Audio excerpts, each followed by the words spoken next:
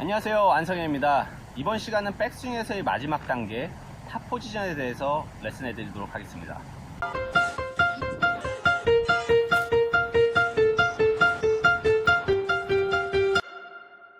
자, 이번 시간은 탑 포지션인데요, 백스윙에서의 마지막 단계입니다. 올바른 탑 포지션을 잡는 이유는 그만큼 다운스윙 때 조금 더 편안하게 접근을 하기 위해서요. 무조건 백스윙이 좋다고 올바른 다운스윙이 나오는 건 아니지만 탑 포지션만 괜찮다고 느껴져도 아마 조금 더 정타 맞는 능력은 키울 수 있을 겁니다. 제가 백스윙에서의 테이크어웨이 하프스윙에서 지난 시간에 레슨을 해드렸는데요. 이번 시간에서는 탑 포지션에 대해서 레슨을 할 건데, 이 탑 포지션에서의 중요한 부분은 두 가지입니다. 어깨에 회전하는 방법과 손등의 모양이에요. 하프스윙에서도 제가 이제 손등이나 테이크어웨이도 손등을 설명을 드렸는데, 탑 포지션 역시 손등의 움직임이 굉장히 중요한데요. 우선 손등에 대해서 먼저 설명을 드릴게요. 이 손등 같은 경우는 측면에서 봐야 되는데요. 많은 아마추어 분들이 백스윙을 들었을 때 이 손목의 각도를 보면은 대부분의 아마추어 분들이 과도하게 이렇게 꺾여 있어요.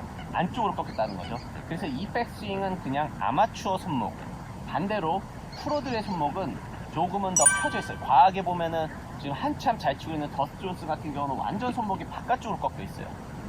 뭐 이 정도까지는 아니더라도 손등이 좀 펴져 있는 탑 포지션이 만들어져야지만이 올바른 임팩트가 나올 수 있다는 겁니다. 그 이유는 왜 그러냐면요, 많은 분들이 슬라이스로 고생을 하시잖아요. 그 슬라이스가 나는 가장 큰 이유가 아웃트윈이 문제가 아니에요.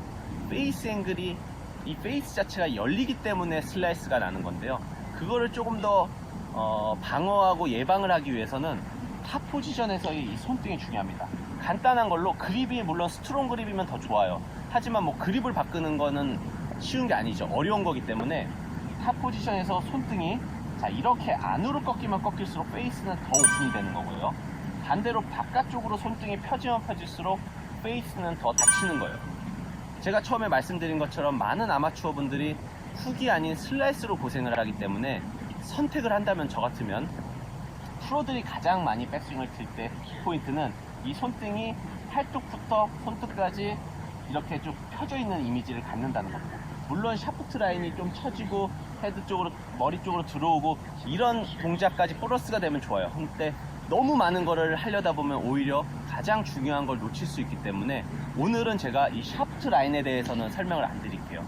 오로지 손등입니다. 손등이 과하게 펴진다는 느낌이 난다면은 조금 더 강한 임팩트, 또 우측으로 휘는 미스는 무조건 예방할 수 있다는 것만 기억을 하셔도요, 조금은 이 임팩트 때의 정확성을 높일 수 있을 겁니다. 이게 첫 번째고요.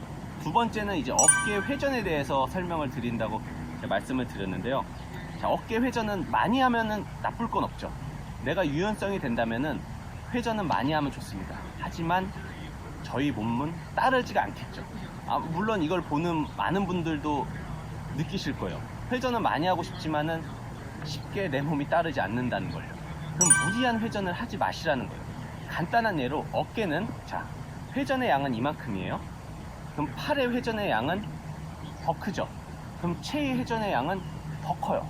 근데 일체감, 몸하고 같이 가야 되기 때문에 회전을 같이 시키죠. 자, 이렇게 같이 시키려다 보면은 더 이상 갈 수가 없어요. 끝나죠.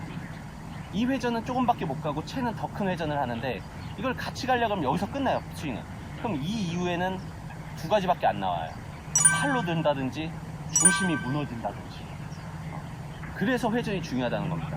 회전은 많이 시키면 좋은데 안 가는 건 어쩔 수 없다는 거예요. 그럼 굳이 왜 많이 보내야 되냐 이거죠. 오히려 보내지 마시라는 거예요, 저는. 내 몸이 회전이 될 수 있는 양은 한계가 있다는 거예요.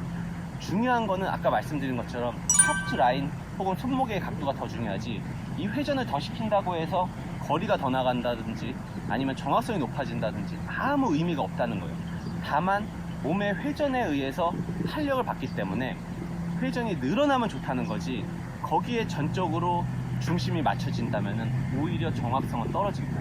그래서 몸의 회전은 항상 팔의 움직임에 의해서 따라가는 정도만, 팔의 움직임에 의해서 따라가는 정도만 가도 충분합니다. 많은 아마추어 분들이 절대 회전을 시키는 동작은 하지 마시라는 거예요. 회전은 많이 움직일 수가 없어요. 몸만 이렇게 돌았을 때도 많이 안 움직이죠. 다만 클럽의 원이 더 크기 때문에 클럽이 가는 힘에 의해서, 이 탄력에 의해서 조금 더 따라갈 수는 있어요. 근데 억지로 회전을 이렇게 많이 시키려고 그러면 제가 두 가지 미스한다 그랬어요. 중심이 무너지거나 팔로밖에 못 든다는 거죠. 그렇기 때문에 무리한 회전을 하려고 쓰지 마시라는 거예요. 어깨의 회전은 가장 작은 원, 두 번째는 손의 회전이 그 다음에 작고요.